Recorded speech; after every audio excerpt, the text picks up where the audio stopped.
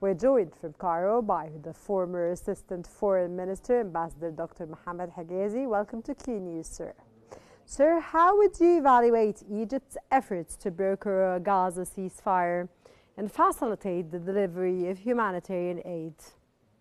Well, I think our effort is of a multi-dimension. We are working with our regional brothers like Saudi Arabia to further pressure the regional and international power and the UN institutions to move towards facilitating aid to Gaza. At the same time, we all shocked by the announcement and the statement by the UN Health Relief that has identified Gaza as a hunger strike region, and this is the first time in the Middle East that something like this happened. This atrocity and crime against humanity shouldn't continue, and we are relentlessly trying to enter Gaza, but they're blocked. You're referring, sir, to the announcement and statement that was made by Antonio Guterres? Yes, by the UN agent in charge of humanitarian assistance and by the international community and the World Health Organization, that Gaza is a hunger-stricken region, and this is the first time in the life of the Middle East, while 100 meters away lies all the possible support and aid, being it medical or food.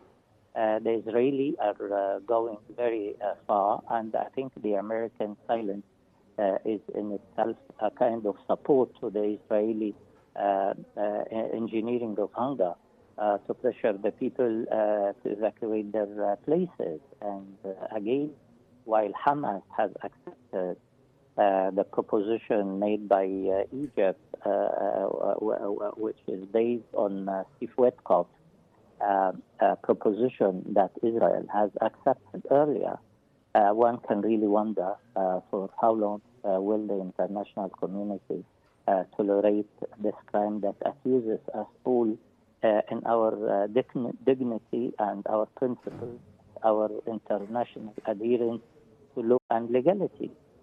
This is an issue that might drive me, Rana, to suggest that a pressure should be made on the International Court of Justice, either to announce the resume of its deliberations towards accusing Israel of genocide, or at least issue precautionary measures similar to what has issued and ignored by Israel. The renewal of the deliberation of the International Court of Justice will put great pressure on the government of Israel, who have led their country to being in the low level of humanity, a low level of respect to international law, and I think the complicity of the United States in letting Israel do whatever it does is again another crime against humanity. The perpetrator and the complice both are accused by international law, and I think many names should be put on the list and advanced to the International Court of Justice. This is one. Two, I think we need to consider a sanction regime, not declaration by states. Of course, we appreciate what, for example, the Sovereign Fund of Norway did, and many other countries in terms of banning Israeli arms supply. But we have to institutionalize a sanction regime similar to what we imposed on South Africa. And still, the anti-apartheid committee that imposed sanctions on South Africa is still working in the United Nations structure. So we don't need to create a new mechanism, because as you may recall, Rana, in July 2024, the International Court of Justice issued its verdict by accusing the occupation and the settler of being an apartheid regime. So we have to punish this apartheid regime in a systematic way. And I think the forthcoming conference or the forthcoming session of the General Assembly in New York in September is a good venue, not only to recognize predicted that 18 countries will recognize the state of Palestine, but we have also to give this activity peace or power. We have to empower the two-state solution statement that issued in New York by introducing sanction regime, at least against Israel, and moved on, as we did with the apartheid, when Nelson Mandela said that the sanction regime put to the knees the apartheid regime. Got your point, sir, and we leave it there because at the point of when it comes to discuss sanctions, there are many countries that discussed that there has to be sanctions, but the answer was no.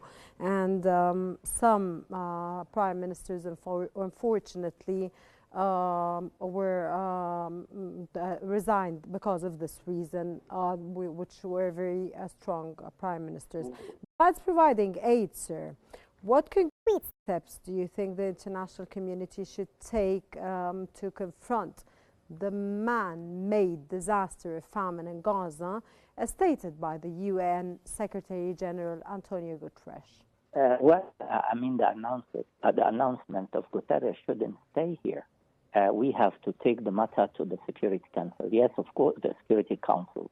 Yes, of course, we should expect the United States to issue a statement, but we have to maybe confine this resolution to the mere fact of opening gates to supply of food to confront hunger. If the United States did veto a mere line, one line only in this statement, saying that opening doors to assistance to confront hunger. We don't need to talk about politics or ceasefire. We need only to talk about the report and the hunger that is striking Gaza, and to confront it with just one line resolution. I don't think the United States will dare using the veto, otherwise it will be driven to the court as a complicit who prevented the world community from confronting the hunger that is striking Gaza Strip. This is, I think, a very important move. But back again, Rana, to your comment, sorry for interrupting you. Back again to the comment that you said about sanctions, that they said no. Who said no? The important thing is that we continue. Sanction is not a matter of a day and a night. Sanction is a process. You establish it, and no, the countries, sir, there are countries that suggested just that sanctions should be a way to solve the situation. They were, of course, scolded, and the prime ministers were actually resigned, and this happened with Casper, sir.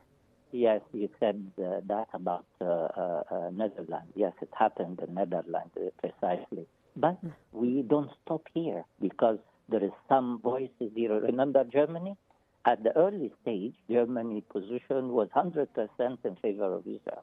Look at Germany's position now. Look at the statement of the Prime Minister and the Foreign Minister of Germany in regards to what Israel is doing. There is a change, and we have to keep pressuring. This is a temporary government in Holland. It doesn't stay. And the matter is, if there is a resistance today, tomorrow there is an opening. When we talked about the sanction regime against South Africa apartheid regime, there were many resistance. The U.S., the U.K., the Europe in general with that. Dr. Mohamed Higazy, I'm very sorry I'm out of time, and we all hope that Israeli occupation of the Gaza Strip is very possible and is very near in the very near future, hopefully, sir. That was Ambassador Dr. Mohamed Higazy from Cairo, the former Assistant Foreign Minister. Thank you very much for joining us on Qnews, and thank you very much for your fruitful time and intellectual knowledge, sir.